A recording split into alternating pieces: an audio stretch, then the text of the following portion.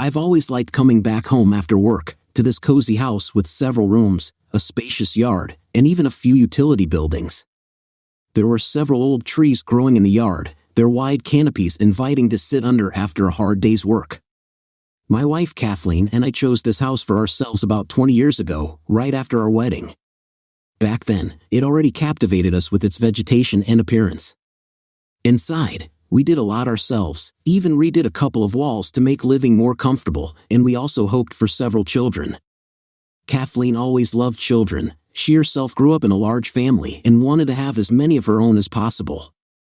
But years passed. We had 2 wonderful children, son Tim and daughter Anna. Then Kathleen fell ill in a way that meant she couldn't have more children. It was very sad news for her, and I supported her as best I could. Eventually, she felt better, and we were content with what we had, pouring all our love into our 2 little ones. Years went by. Kathleen took care of raising the children and maintaining order at home. I didn't force her to go to work. I understood how difficult household duties could be. I loved my wife very much and didn't want her to tire herself out. I managed to secure a good position at work, enough to provide for my family so that no one lacked anything. And now, after 20 years, our family slowly started to thin out when Tim went to another state to study at college, and Anna was also preparing to leave the family nest. She found a wonderful guy, David, and their relationship was heading towards marriage. I couldn't help but notice that Kathleen was becoming sadder and sadder over time. I understood why she wasn't as cheerful anymore. Our son had already left us, and soon our daughter was going to leave the nest too. I wanted to somehow dispel her sadness, so I thought of organizing a trip for a few days somewhere to a resort. But after browsing through many options on different websites, I still couldn't choose something truly worthwhile. "Are you looking for something?" My daughter unexpectedly approached me one evening when I was searching again. "Yeah, I wanted to take Mom somewhere nice. But I can't seem to choose anything. Do you necessarily have to go somewhere crowded?" She noticed the list of resorts I had opened. "Well, I want her to relax a bit. Lately, she spends a lot of time at home, not going anywhere." "Dad, you can have a good time anywhere. And I think she doesn't need the company of chatty, tipsy old folks. I think she just misses the family. Tim and I are almost not living here anymore." "Yeah, I understand you. But I already suggested to her to visit her relatives. For some reason, she doesn't want to." "No, Dad. Forgive me, but I've noticed that you and Mom aren't as close as before. Maybe that's what she needs. Go somewhere with her, where you two could be alone, where nobody would interrupt you reminiscing about the past years. After all, you're not that old yet to forget everything. Besides, my wedding is only in 3 months. You'll have plenty of time to relax and gather strength before the celebration." I felt like my daughter's words held a certain meaning, and I agreed with her suggestion. She even suggested a few places where Kathleen and I could go. By the end of the evening, I had already made a decision. By the time my wife returned from the neighbors, I was preparing to propose to her. I didn't tell her the real reason for my decision and just said that I had a gift for her. "A cottage by the lake?" she asked, slightly surprised. "But why?" "It's not just a cottage. It's Lake Caddo. One of the most beautiful lakes. We'll rent a secluded cottage there, go boating. But that's so far away. It's almost a whole day's drive. And why did you even decide to arrange all this?" Her discontent was unexpected for me, and I was a little taken aback. "Kathleen, come on. Why?" "I just wanted to arrange a little getaway for the 2 of us. We haven't gone anywhere together for so long. Just don't say you didn't like it." "I did like it." Kathleen sat down on the couch. "But I just don't really feel like going anywhere. And our daughter's celebration is coming soon. We need to get ready and all." I sat closer to my wife and put my arms around her shoulders. I couldn't believe I had to persuade her to go somewhere, considering she always used to love all sorts of trips. But over the past 6 months, something seemed to have changed in her. For a while, we chatted, and eventually, Kathleen agreed to this short break. We left the house in the care of our daughter and future son-in-law, who promised to visit and look after her often. We drove in our own car, because that way we could go to other places at will, and we could make stops whenever we wanted. We had to reach our destination before it got dark. As we continued after another turn, we realized we had slightly lost our way. Pulling over to the side, I carefully studied the map again, trying to figure out exactly where we were. At that moment, Kathleen decided to voice her opinion, even starting to scold me, insisting that this whole trip had been a foolish idea from the start. I didn't want to argue with her or assert that I was right anyway and that I would soon figure out the route. I remembered passing a gas station with a roadside cafe recently and suggested we go back there to clarify the directions and take a bit of a break. The cafe's interior was modestly decorated, even a bit old-fashioned.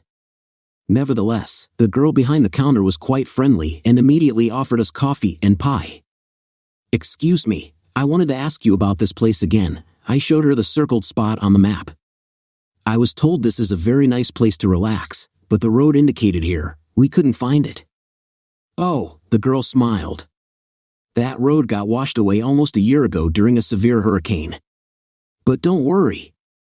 The place there is really nice, and I can tell you how to get there without making a huge detour." Now I understood why we had gotten a bit lost earlier and listened attentively as the bartender told us about another recently used road that wasn't on the map yet, assuring us we would reach our destination before dark. As we finished our pie, a man unexpectedly approached us, around 40 years old, quite stout, dressed in simple outdoor clothes, a baseball cap, and dark sunglasses. He smiled, revealing a few gold teeth, then started speaking to us. "I heard you want to visit one of the most mysterious places?" "Sorry, I overheard you. I'm James. If you want, I can show you how to get there.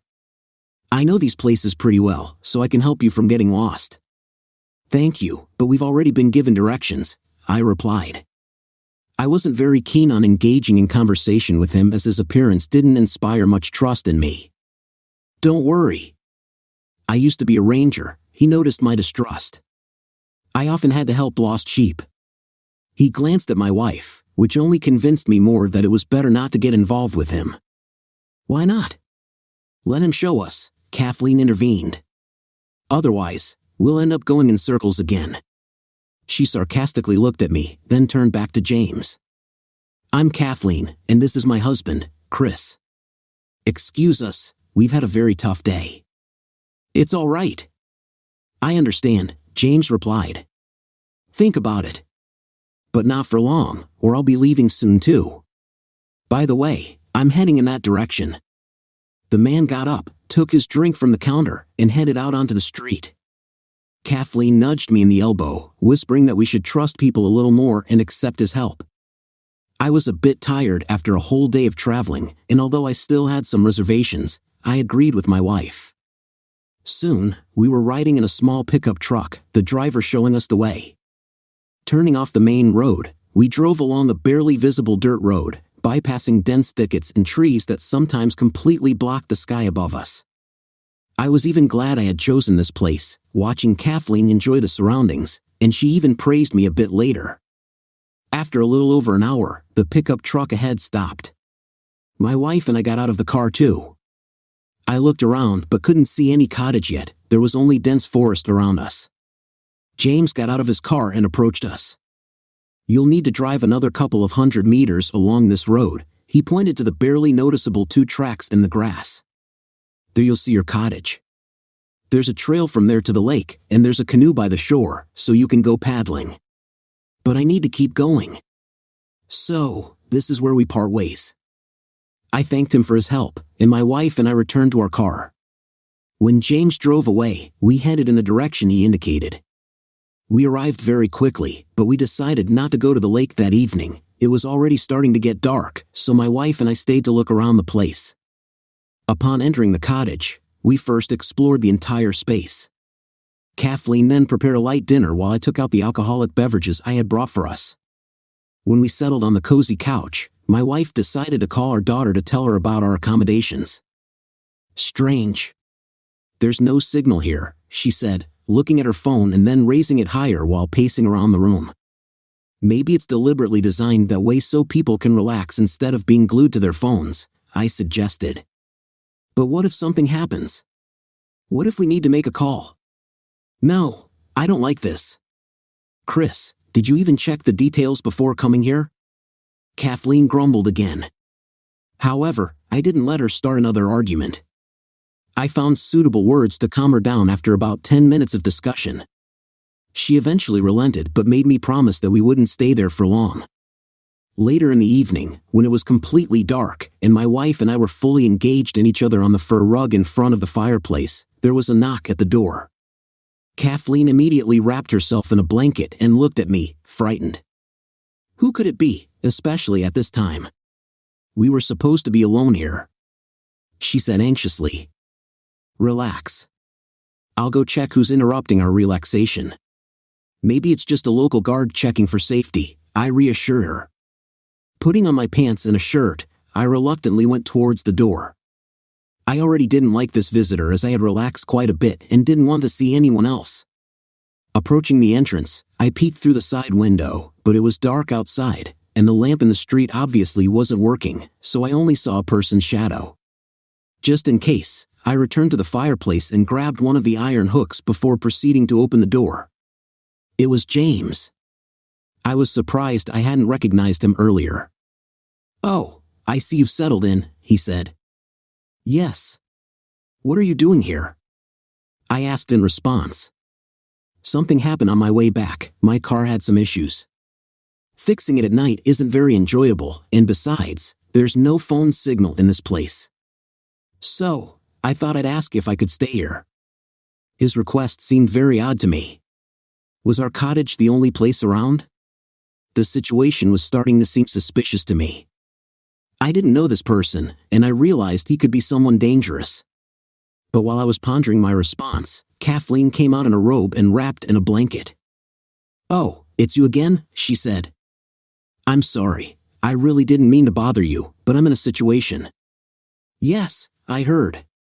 Chris, why can't we help this person? He did show us the way. Don't be so stern. James, come in. If you want, we still have some dinner left. We can offer you that. James smiled politely and stepped inside. I decided not to rush things and see what would happen next. Maybe I was wrong, and James could be a friendly person after all. However, I didn't hide the rod far away. I left it near the door. The rest of the evening, the three of us spent together. Kathleen offered him dinner, but he declined. We chatted about various things while sipping wine. After a while, as I observed this stranger, I began to think that my initial impression of him might have been mistaken. James shared some of his adventures that had happened in these parts. But as time passed, it was time to go to sleep. We allocated a place for our guest in the living room and went to the bedroom ourselves. What are you doing? My wife asked me when she saw me placing a chair against the door in our room. It's just a precautionary measure. Don't be like that. What if I need to go out in the middle of the night, to the bathroom, for instance? Do you expect me to dismantle your barricades in the middle of the night? Kathleen grumbled again. But this time, I didn't listen to her and left everything as it was. I wanted to sleep, and I also wanted our sleep to be safe. For a while, I continued to listen. I couldn't hear James from the living room, and thinking he had already fallen asleep, I too switched off, embracing my wife's body. I woke up because I had to go to the bathroom in the middle of the night. It wasn't the full moon shining through the window, so I could look around without turning on the light bulb. Kathleen wasn't in bed, and I figured she was up for the same reason I was. She came out so quietly I didn't even hear her. I didn't stay waiting for her in bed and went about my business. On my way back, I noticed the night light was on in the living room and someone was stirring in there. At first I wondered if it was James already rummaging through our stuff, so I snuck a peek into the room. But when I got closer, I heard that he wasn't alone in there. He was whispering about something with my wife. Strange. What can you talk about in the middle of the night? I thought, and I was about to go in, but for some reason I paused and decided to listen to what they were talking about. I still can't believe it's you. Yes, I doubted it when I saw you for the first time, but now. But how? We can't, can we? Whispered Kathleen.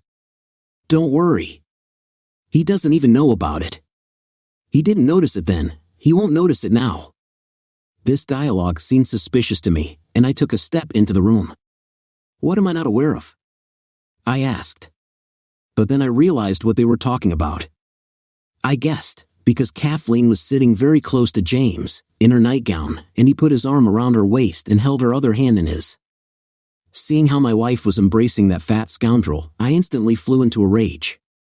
Kathleen, seeing me, immediately got alarmed and abruptly jumped off the couch, while James kept sitting, apparently scheming something vile in his head. "Answer me, what's going on here?" I shouted. "Though I can see." "Kathleen, what does all this mean? Do you know him?" "No." "Chris. You've misunderstood something. We were just talking."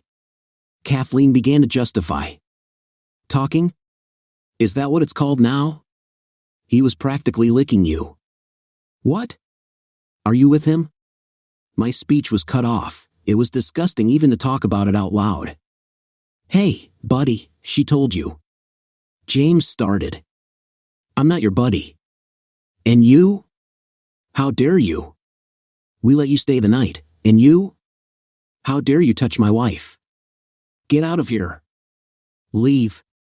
James took a step towards me, but I immediately took a defensive stance, ready to hit him. But Kathleen decided to defend him, started yelling at me to calm down, saying it was a dead night outside, and it was inhumane to throw someone out like that. But I didn't care.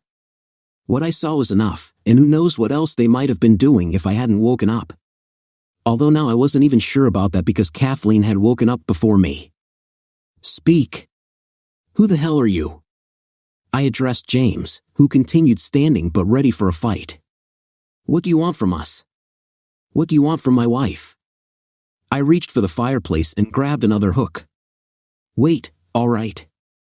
If you want, I'll tell you. But you won't like it." James replied, extending his open palms towards me, gesturing for me to calm down. "James, don't," Kathleen said, her face now expressing horror at the thought of what I might find out. I just recognized Kathleen at the cafe and wanted to help. We've actually known each other for a long time. I've changed a bit since then, but she still looks just as good. And I just wanted to talk to her, remember our past. "What's he talking about?" I asked my wife. "Don't listen to him. He's lying." "There was nothing," Kathleen screamed. "But how? Kathleen? You told me you loved me, that you would always love me?" "I agreed to break up then because I didn't want to stand in the way of your happiness, but now that I've seen you again, I can't lose you anymore." His story shocked me with every word. Could he be telling the truth, that he had an affair with my wife once? But on the other hand, why would he lie? Just to cause trouble for the unsuspecting vacationers? Meanwhile, fury and jealousy mixed inside me, and anger was overpowering me. I swung with all my might, hitting James on the head with the iron rod. He screamed in pain and grabbed his temple, but didn't fall. When Kathleen saw this, she immediately shrieked, then started yelling at me, accusing me of madness. Quickly recovering from my initial strike, James began advancing on me, evidently ready to strike back. I even managed to see his reddened eyes before he lunged at me.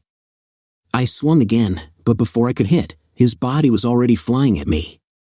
We both fell to the floor, and the rod slipped from my grip.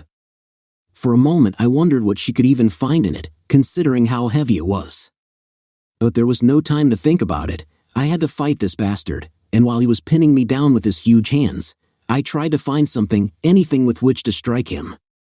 Feeling my breath significantly obstructed, I managed to reach the rod, grabbed it, and thrust it into James's side with all my force. He screamed in agony like a wild animal.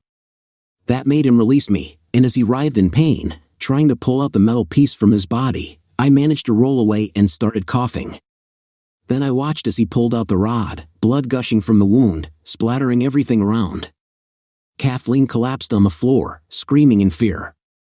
As for me, I pondered what to do next because staying under the same roof with him was unsafe. Take him to the hospital? But where is it? We ended up here because of him, and in the middle of the night, I doubt I could find my way back. But his further actions guided me. James, still howling in pain, lunged at me again, but this time, he had less strength, giving me some advantage in the ensuing fight with him. We started grappling again, hitting each other's faces, pushing each other against the furniture. After a few minutes, the room looked as if a hurricane had swept through it. But we continued fighting, and when James grabbed me again with both hands, I simply dug my fingers into his wound. He screamed in pain again. Out of the corner of my eye, I noticed Kathleen grabbing some vase and heading toward us, aiming not at James but at me. It struck me hard that she had betrayed me again. With effort, I turned with James, and the vase Kathleen was wielding hit James on the head. From that blow, he collapsed unconscious on the floor. Kathleen, seeing what she had done, screamed and covered her mouth with her hands. I got up, feeling pain all over my body, but it wasn't as strong as the betrayal I felt from my wife. So, he was telling the truth? I asked her. Were you with him? When? When, I asked. I was already shouting at her. When she didn't answer, I grabbed her hand so tightly that she groaned in pain and confessed to me that she had been with James many years ago, even before Anna was born. Later, they broke up, and Kathleen simply didn't want to ruin our marriage, especially since James was sent somewhere far away for a long time to work. She never imagined she would meet him again. Over the years, he had changed a lot, so she didn't recognize him immediately. When they started talking, she remembered. That's why Kathleen suddenly turned pale in the evening and then left the room, saying she felt sick because of the alcohol. After telling me this, she swore she didn't want to ruin our marriage in any way and pledged she wouldn't meet him again. But I didn't believe her anymore, especially because if she didn't intend to continue a relationship with James, she wouldn't have gone to him at night. Still consumed by anger, I couldn't hold back and struck my wife's face. She staggered backward and then burst into tears. I looked around and saw the chaos our vacation had turned into. Now, in the middle of the partially destroyed room, lay a man. My heart was shattered, and in the corner sat a sobbing woman. Sitting on the couch, I covered my face with my hands and prayed that this was all just a bad dream. But it wasn't wise to just sit and wait. I approached James, who was still lying motionless, and tried to feel for his pulse to make sure we hadn't killed him. But I couldn't find his pulse and thought that James might have died. Pack your things. We need to get out of here, I told my wife. Now, at night? No, damn it, the day after tomorrow. I said pack up. Or do you want to sit here with a corpse? And what about him? Kathleen asked with a trembling voice. But seeing my fierce look, she obediently went to do as told. I thought about the need to get rid of the body, maybe even burn the cottage. Eventually, someone would find it, and dealing with the police later would be difficult. How could I prove his death was accidental? I tried pulling him by the legs towards the door, but he was too heavy, and I only managed a meter. Then I decided to search for something that could help me. I found nothing in the living room and went to the bedroom. Kathleen was finishing packing our things, and when I entered, another argument erupted. Kathleen was now trying to blame me for what happened to James. I couldn't take it and grabbed her again, pressing her against the wall. Bitch, what are you saying? You'll end up in jail yourself. Do you want to give such a gift to our daughter on her wedding day? I hissed. Pack up. Is that all? I grabbed a bag and took a sheet to wrap James's body, and we left the bedroom. I placed the bag on the floor and wanted to approach James. But when I looked in his direction, there was only a bloody spot where he had been. James himself was nowhere to be seen. Damn, I cursed. Kathleen screamed again, and I started pacing the room, thinking James might have crawled somewhere. But the room was completely empty. When I was about to grab the bags and leave, a man's wallet caught my eye. It definitely wasn't mine, so it belonged to James. I picked it up and decided to at least see who this James was.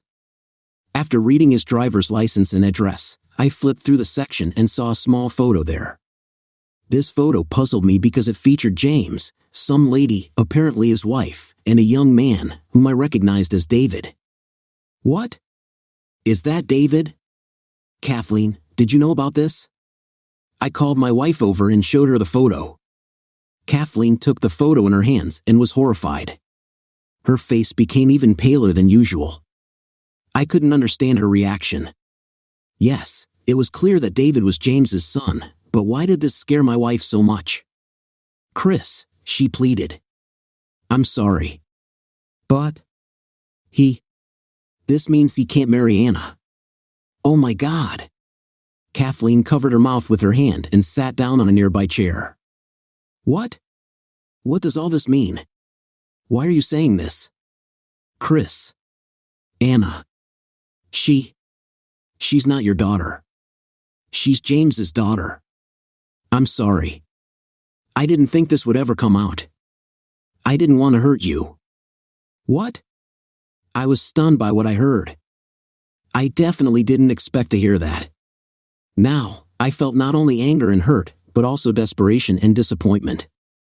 It seemed like every wizard in the world had cursed me because in an instant, my life was completely shattered. And James's body had disappeared somewhere. I just wanted to get out of this damned place as quickly as possible. I didn't say anything else to my wife. I just pushed her by the hair out of the cottage and led her to the car. After seating her in the car, while she sobbed and begged for forgiveness, I just wanted to get away from there as fast as possible. But the car, of course, wouldn't start. I wasn't a mechanic, but I understood a few things about cars, and when I opened the hood to see what could be wrong, I saw that a part was missing, and the wires were sticking out in different directions. I cursed loudly again. Kathleen apparently understood that the car was not working and went out onto the street while I was swearing. And when I closed the hood, thinking that we might have to either spend the night barricaded in the cabin or go look for a way on foot, I saw that Kathleen wasn't alone near the car. Behind her stood James, holding a knife to her throat. You shouldn't have treated me like that, James said. I just wanted to love her. Just to be with her. But now she won't belong to anyone if you don't give her to me. Take her. I don't need such a slut. I replied calmly. By the way, do you know that your son is marrying your daughter? Kathleen didn't admit to you that her daughter Anna is yours? It seemed James didn't expect that from me, and neither did Kathleen.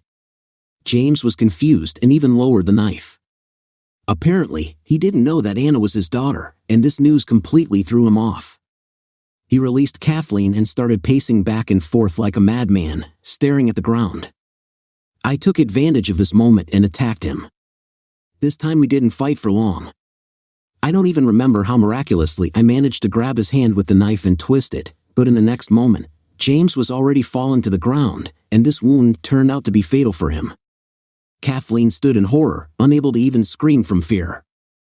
She was ashamed and terrified of what was happening. All I had to do was decide how to handle it all in the end. We returned to the cabin, but we didn't go to sleep. When morning came, we set out on foot to find our way. After a while, we stumbled upon James's car. I pulled out the wires under the steering wheel and tried to start it. It turned out to be perfectly fine, which meant James lied to us just to get into our cabin. When we got home, our daughter and her fiancé were not there. Perhaps they were out somewhere. Kathleen began to ask what would happen next and what to do with James's body. Don't worry about James. Now you have to talk to your daughter and explain to her why she can't marry David. Kathleen sat on the couch as if in a trance. I didn't want to talk to her anymore, or even see her. I took a shower, changed, and then mustered up the courage to go to the police station. I was going to confess everything that happened at the cabin by the lake, and although I understood what the consequences could be for me, I didn't care anymore because my happy life was already trampled. But when I arrived, I met my acquaintance, a detective.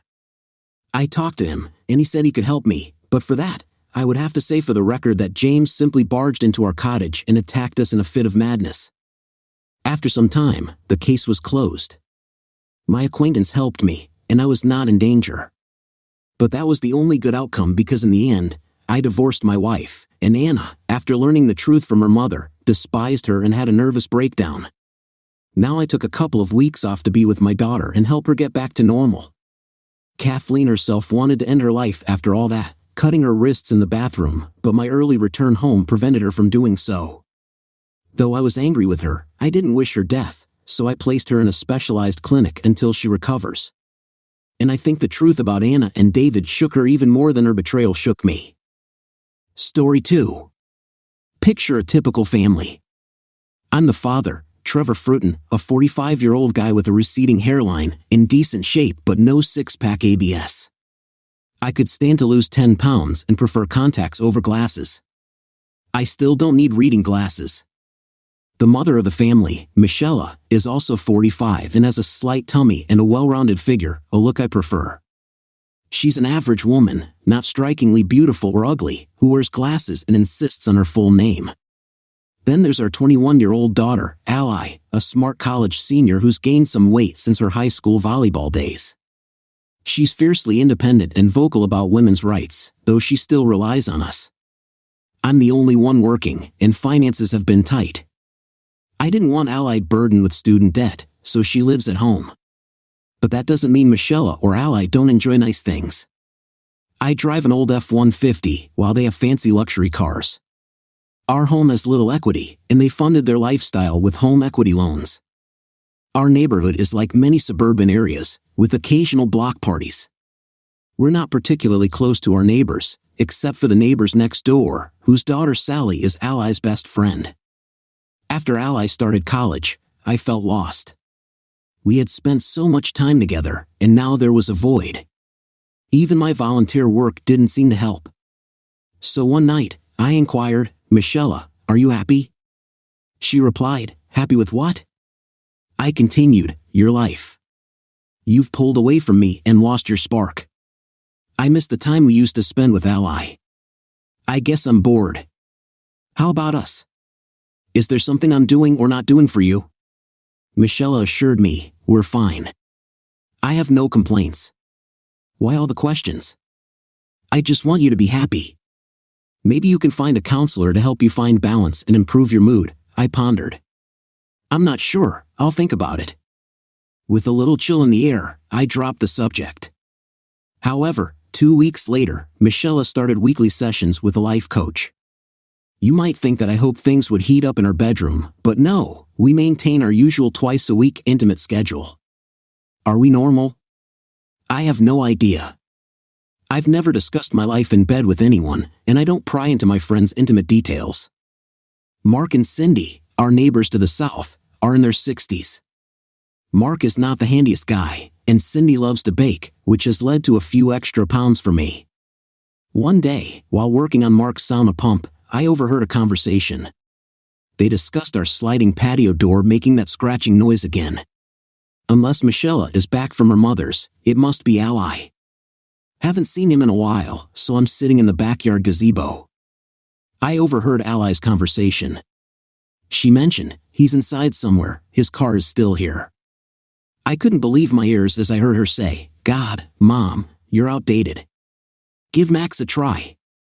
Sally says he's a wild one and makes sure you're satisfied. Maybe this is what you need to spice things up in the bedroom." She complained to our daughter about our personal life. That's just not right. I know you should think about it. By the way, Dad told me he's going hunting next weekend. I'll have Jeff invite Max over. He might be scrawny, but he's into you. Sally also mentioned that his size is just right for some fun. I was fuming, thinking, so my daughter is trying to set Michelle up with Jeff's friend. You don't have to do anything, but since you've never tried anything like that, consider experimenting with Max. I was seething, and the next pause was due to my boiling anger. The wife and her offspring are plotting to end my marriage. What did I do to deserve this? Okay, well, let me know. Love you too. Bye-bye. I was really angry. Unfortunately, injured myself while fixing that frustrating pump. Things were miserable at home all week. I went out of my way to annoy Michelle and Ally. It worked, and I spent most of the week in my office or out in the garage. I've also sharpened and cleaned my power tools. I didn't postpone my hunting trip, though I had someone keep an eye on Michelle's activities. Seeing pictures of Ally, Jeff, and a skinny guy entering the house around noon on Saturday wasn't a good sign. Ally and Jeff left around 2, and the skinny guy left at 4. When I returned late Sunday, Michelle was trying to be affectionate, but I wasn't having it. While it didn't confirm anything, I noticed Michelle was sitting strangely with her legs crossed and leaning left more than usual. She seemed a bit uncomfortable. Later in the kitchen, Ally sealed their fate by playfully slapping Michelle behind, and they both giggled with fake coughs. I felt a weight on my chest, and I worried that the people I was hunting with might have exposed me to something. I decided to sleep on the living room couch to avoid Michelle. In the morning, I announced that I was going to the doctor with a fake illness, claiming I had trouble breathing. My boss had no issue with me taking the day off. My plan was to pretend to have COVID, which would give me time to move forward with my exit strategy. With accumulated sick leave and vacation time, I could take enough time off to reach our traditional Christmas Eve dinner. Announcing a COVID diagnosis usually keeps people at bay. Did I actually have COVID? I wasn't sure. I was fully vaccinated and felt healthy, but my heart was broken, and I wanted to part ways with 4 people. While my lungs were fine, I checked into an extended stay hotel. There was no reason for me to live like a pauper. Michelle seemed relieved when I told her I'd be out of quarantine in time for Christmas Eve. She and her daughter called me twice a day not to reveal my plans. I was polite but pretended to be tired to pick up the phone. I spent my time plotting revenge and making preparations, like updating wills, beneficiaries, and emergency contacts. Apartment hunting was challenging and drove home the finality of my decision to divorce Michelle and push Ally into the real world. When you're consumed by anger, all sorts of thoughts cross your mind, most of which could land me in jail, which didn't align with my future plans. The idea of hiring an escort to trap Jeff came from watching a news story about a company that did the same to get rid of unwanted employees. It was a double-edged sword that would also hurt Ally, which, in my opinion, she deserved. Our artificial tree was lit up with blinking red, white, and green lights, and pine cones gave off a holiday scent.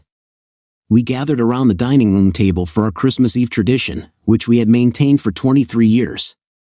The first 2 years were without Ally. Michelle had cooked a meal that was now in front of us. Normally, we'd offer a short prayer of thanks, but not this time. I stood up to speak, but it wasn't going to be a cheerful toast. I began by asking Jeff about Heather, and as I did, his face lost color. Ally turned her curious gaze toward him. Ally and Jeff had been together since high school, and it seemed like they'd be together for many more years. Things were about to change, though. Jeff stammered, claiming he didn't know Heather. I pressed further, mentioning the raven-haired beauty with ruby lips he was with last Sunday night. Jeff was as stunned as a deer in headlights. At this point, he resorted to denial, claiming he couldn't recall the name, but his words lacked conviction. I confronted him with an audio clip from my cell phone where a voice could be heard saying, "Okay, Heather, you're awesome. Don't stop.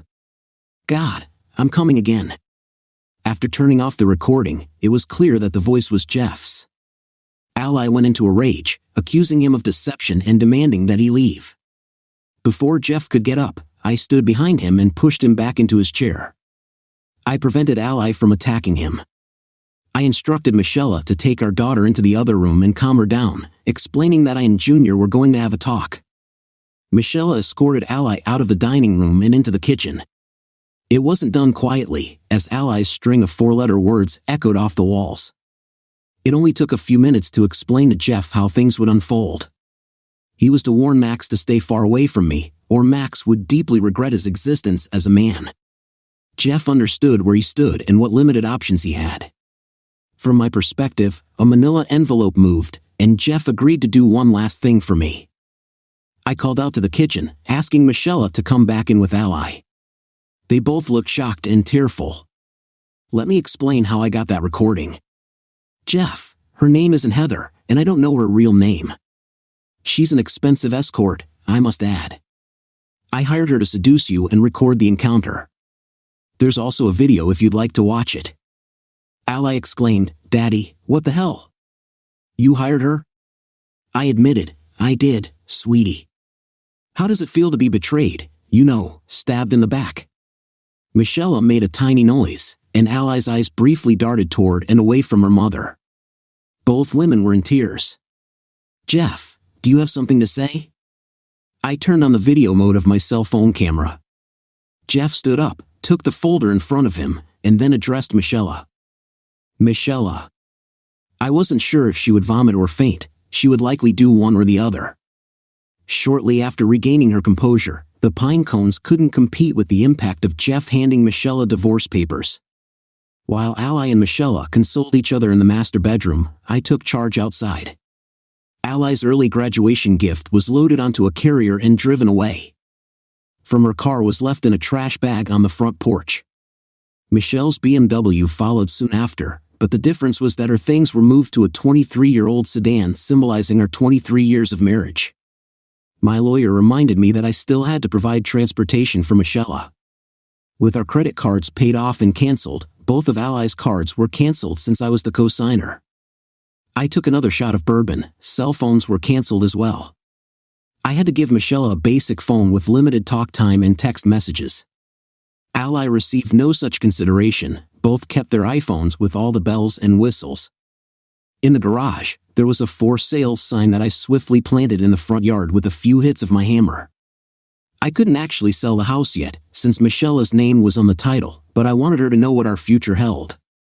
Instead of listening to the Christmas music playing in the living room by the tree, I retreated to the basement. Sitting in the dark was comforting at times, especially when I heard the commotion above me as they realized that none of their possessions were working. I was called some less than Christian names. Those names were mild compared to the ones I had been yelling in my empty hotel room while preparing for this day. "Trevor, we need to talk," was their statement. They speculated that maybe I went for a walk. Their phones weren't working, and they suspected I had canceled their service. They decided to go see if Cindy would let them use her phone. Com returned to the house, but it was a tactical error on their part. I locked the entry doors. Now they were out of the house without working phones or credit cards. Both left their purses inside, so they had no identification on them. I felt no remorse when I shredded their driver's licenses. It may be petty, but I'm sure it will cause them discomfort as they try to rebuild their lives. Refilling my shot glass, I turned on the television and watched a few minutes of a cheesy feel-good special. Our situation couldn't be farther from the heartwarming story on screen. Sitting in silence seemed like a better choice. There was a commotion at the front door when Michelle and Ally returned. It was then that Michelle's daughter, whom I no longer claimed as my own, realized what was in the trash bag on the porch. Ally shrieked, "Oh my God, this is everything I had in my car. Daddy got rid of my car." Michelle wasn't buying it. "He wouldn't do that, it's just not something he would do." "Well, Mom, maybe the reason your car is missing is that he sold it too." "I'll be mad if he did, I love that car." With the doorbell ringing every 2 seconds, it was hard to catch all of their conversations. Michelle was furious. "Trevor, open this door right now, it's freezing out here." I shouted back at them, "Well, Mitch, the keys to your new car are in the ignition. That orange and green Malibu parked in front of the house is your new set of wheels. All your belongings from your old car have been moved over. I'm told the heater takes a while to warm up, it has a full tank of gas. Perhaps you will offer yourself to Max and stay with him, perhaps he is still partial to you." One cried out, and the other said, "He knows. Trevor, please let me explain." Michelle made a feeble attempt to extend the conversation. A few seconds of silence passed, and Michelle tried a sweeter voice. "Trevor, I know you can hear me, say something. Merry Christmas." I shouted back, "You better leave, Michelle, and take that woman with you." A few minutes later, the old Malibu roared to life. It sounded like it needed a new muffler, but I wasn't surprised, as the guy practically gave me the car to get it off his hands. It wasn't getting fixed on my dime. Without any fanfare, the two traders drove away from the house. It had been ages since I heard about anyone dying from carbon monoxide poisoning due to their muffler. Maybe I'd get lucky, probably not. About an hour later, I noticed my father-in-law's phone number lighting up my cell phone. We've never been close, but we tolerate each other. After considering whether to answer, I let it go to voicemail. "Hey Trevor, I've got a couple of upset women here. Thought you might be able to shed some light on the situation. Call me. By the way, Merry Christmas." I muted my cell and sipped some spiked bourbon. Gradually, I came down from my adrenaline rush. The blinking lights of the fake tree put me to sleep. The sun was shining on this cold Christmas morning. All the dishes were still on the dining room table, but the microwave did a good job of heating up my ham and cheesy potatoes. Ham and cheesy potatoes work anytime. There were gifts waiting to be opened, but Santa left me nothing, as those gifts under the tree were meant to be opened after dinner. Had anyone even noticed I hadn't given a single gift to any of them, and I didn't open theirs? Instead, I gathered my most cherished belongings. I didn't include any photos of the family. Any that I found were now scattered on the ground. It took Michelle a few days to find me at my hotel. The sun had set, and there was a bitter breeze. I left the latch on when I answered the door. I half expected another poinsettia sales pitch for a youth sports team, but it was a pale-faced Michelle without her usual makeup or done-up hair. Michelle pleaded, "Trevor, please don't close the door." I didn't close it as I replied, "What do you want, Michelle?" She asked, a chance to explain. "Can I come in?" I firmly responded, "No." She continued, "Please, Trevor, your neighbors don't need to hear this." I replied, "What part of no don't you understand?" "I'd be happy to explain it to you, Michelle, outside." She insisted, "Okay, let me start by saying how sorry I am. I can't explain my actions." I asked, "What actions are you talking about, Michelle?" "Please," she urged, "Trevor, not out here. Let me come in and talk about it." She revealed softly, "Having closeness with Max." I reacted, "You had something with Max? Well, don't that beat all?" Her eyes widened as I continued, "You didn't know?" She admitted. "I suspected, but now it's confirmed. Your actions will have consequences." "Wait," she interjected, "you were going to divorce me without any proof?" I replied, "I guessed right, didn't I?" And then I asked, "Have you found a lawyer yet?" She replied, "I'm working on it, but we don't need a divorce. I'll do whatever you want to do to save our marriage." I said, "It's a little late for that. Why didn't you decide to do whatever you wanted to do to save our marriage a month ago?" "I know why. Because you're selfish and think you're above consequences. You thought you could do whatever you wanted without consequences. Would you have told me that right away, a day later, a week later? How many other times have there been?" Michelle recoiled at the venom in my voice. "That was the only time. You have to believe me. One stupid decision shouldn't doom our marriage." I pressed, "Which stupid decision?" "I count many. Planning to cheat might get you a reprieve. Cheating is a deal breaker. Hiding your cheating ensured no chance of reconciliation. Worst of all was involving your daughter. As I want nothing to do with her anymore. This is all on you. If you had kept your bedroom matters private, she would have never been involved. I hate you." Some of the neighbors were getting their kicks watching this drama unfold. She told me, "Trevor," I said, "I'm sorry. How can I make this up to you?" I replied, "You can't. I hope I'm better off without you. Maybe I will be, maybe I won't. But it's on my terms. Divorce your cheating self and move on, understand?" She pleaded, "Please, Trevor. I know you're hurting, angry, but please don't do anything for a couple of weeks. It was just one afternoon. What can I do to convince you?" I replied, "Just leave and never bother me again. Now, if you'll excuse me, halftime is over, and the bowl game is starting again. Thanks for stopping by." I closed the door. Michelle knocked and begged softly, but my noise-canceling headphones did their job. I don't know how long it lasted, but she wasn't there in the morning. 11 months later, I sat in my one-bedroom apartment, continuing the Christmas Eve tradition alone by choice. A simple meal that I cooked myself after getting the hang of cooking. They say you get stabbed in the back, but in reality, it shattered my heart, ego, and confidence. My self-respect remained intact. Many nights I wondered if I overreacted. Not once did I agree with that. I became disposable, so I left, case closed. My time in the limbo of divorce left me feeling defeated. I was often irritable, and my boss had to reprimand me for snapping at coworkers. As time passed, I withdrew from social life and became reclusive. My coworkers learned to keep their distance, and I focused on doing my job well. I skipped company parties. Friends attempted to set me up on dates, but I turned them down one by one, and eventually, they stopped calling. My self-pity seemed never-ending. I took up running, and the sight of my earbuds discouraged people from approaching me. Between my new hobby and cooking for myself, I needed to put on some weight since none of my old clothes fit. Occasionally, a coworker would compliment my appearance, but it rarely went beyond that. The divorce proceedings stretched out for 9 months, and our house sold quickly.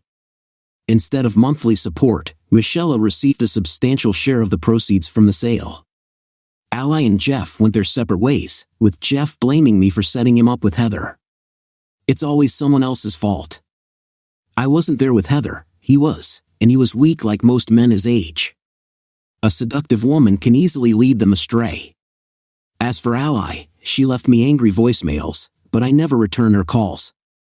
Maybe someday I'll answer, but I wouldn't bet on it. I neither received an invitation nor attended her graduation.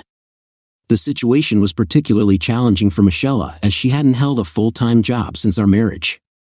My attorney prolonged the financial matters as much as possible. Once the house finally sold, I repaid all the money.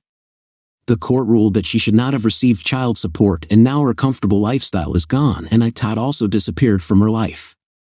During some attorney meetings, Michelle tried to convince me that she had done something incredibly stupid, but I remained steadfast, which led to a few tears. Hate is a powerful emotion, and I couldn't seem to control mine. 12 months later, we continued the Christmas Eve tradition in my apartment. Macy, a friend who had been through a similar experience, joined me. No, we weren't in a romantic relationship. I wasn't ready for that yet. After we finished cleaning up the dishes, Macy led me to the middle of the living room, and we danced closely. At times, I missed the warmth of a willing woman against me, but after about 10 songs, Macy wiped away a tear and left. We were both damaged goods. Ally's tone in the voice messages she left about once a month changed. She sounded apologetic, but I never returned her calls. My mother accidentally revealed that Michelle had moved in with someone new. I was surprised that my reaction was mostly indifference. I started making small talk with people again. Former coworkers avoided me, and new ones thought I was weird. Making friends was challenging, but I managed to bridge the gap with Macy, and we remained friends. In late January, I received a letter from Ally. I debated whether to open it, but curiosity won. The letter contained a short note and a selfie. "Daddy, I'm sorry that I did you wrong. As you can see in the picture, I'm pregnant. I was wondering if you could find it in your heart to include a grandchild in your life. If not, I understand. Love, Ally." The return address was a few counties over, and there was no mention of a husband in the picture. I felt torn. I resented what she had done to my life, but I had always wanted grandchildren. It would be a few weeks before I responded. In the meantime, Macy and I parted ways. We both knew we were only there for each other to lean on. She decided to move far away and start over. With a few lingering hugs, she left my life. To keep from going crazy, I took up pickleball at the rec center. It's similar to tennis but with different rules. Eventually, I played with people of similar abilities, which felt like junior high school. During one game, I accidentally hit Shannon, one of the players, and her friends teased her, suggesting I should kiss it to make it better. I blew her some kisses, and as we were heading out, she asked if I could buy her a soft drink. She said I was very quiet and shy. We walked to a nearby Jamba Juice and continued chatting. We learned about each other, and Shannon was a great conversationalist, unlike me. She eventually asked if I was seeing someone, and I admitted I wasn't, and I wasn't sure if I ever would again. Shannon inquired about my previous relationship. "Did she die or leave you?" I responded, "She cheated on me, and I either couldn't or wouldn't accept it. It's been a few years, and, well, I guess I'm not over it." I then asked, "What about you? Are you dating anyone?"